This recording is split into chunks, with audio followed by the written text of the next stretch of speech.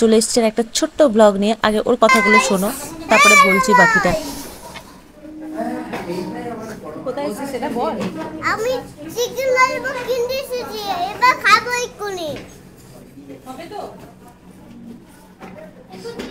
তারপর বাসে যাবো, বাসে যাবো প্যাচনা করে দিই। তো এবার আসে আসল কথায়। আমরা গেছিলাম ডানকুনির হামিতে, যেটার আগের নাম ছিল লিটল হার্ট। তো আমরা লিটল হার্ট হিসেবে খুঁজতে গেছিলাম, কিন্তু খুঁজে পাইনি। তারপরে একজন বলল ওটার নামটা ট্রান্সফার হয়ে গেছে, মানে সরি চেঞ্জ হয়ে গেছে, এটা এখন হামি হয়েছে।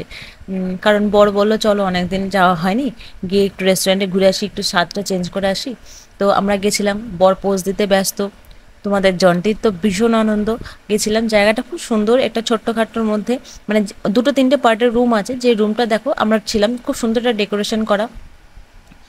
অনেক কাস্টমারও ছিল, ছোট ছোট দুটো পুচকি পুচকি বাচ্চাও ছিল। যাই হোক, আমরা অর্ডার করেছিলাম। আর হ্যাঁ, এই দাঁড়াও দাঁড়াও, আগে একটু আমাকেও দেখে নাও, শুধু ওদের দেখলেই হবে, আমাকেও তো দেখতে হবে। যাই হোক, আমরা যা অর্ডার করেছিলাম সেগুলো এ দেখো, স্বাদের বাহার। তোমাদের ঠিকানাটাও এখানে দিয়ে দিলাম, এখান থেকে তোমরা পজ করে দেখে নিও, তোমরা চাইলে আসতেও পারো। যাই হোক, আমরা যা অর্ডার করেছিলাম সেগুলো আমরা বাড়িতে নিয়ে গেছিলাম। কারণ কি, বাড়িতে আমার শ্বশুর আছে, শাশুড়ি মা আছেন। তো আমরা তো একা একা রেস্টুরেন্টে ওরমভাবে বসে খেতে পারি না। তো আমরা যখনই রেস্টুরেন্টে যাই, ওখান থেকে আমরা কিছু খাবার বাড়িতেও নিয়ে যাই, কারণ ওনাদের জন্য নিয়ে যাই। আর সেদিনকে ওখানে বসে না খাওয়ার আরও দুটো কারণ ছিল। এক হচ্ছে অনেকটা রাত্রি হয়ে গেছিলো, বসে খেতে অনেকটা টাইম লাগতো, কারণ ডানকুনি থেকে জনাই যেতে অনেকটাই সময় লাগে মোটামুটি। আর যে বৃষ্টি বাদলার দিন, বাচ্চাটাকে নিয়ে আছি, কখন বৃষ্টি চলে আসবে, সেটার জন্যই আমরা কিছু জিনিস ওখান থেকে টোটাল বাড়িতে নিয়ে গেছিলাম। আর চিকেনের একটা আইটেম আমরা অর্ডার করেছিলাম ওখানে বসে খাবার মতো।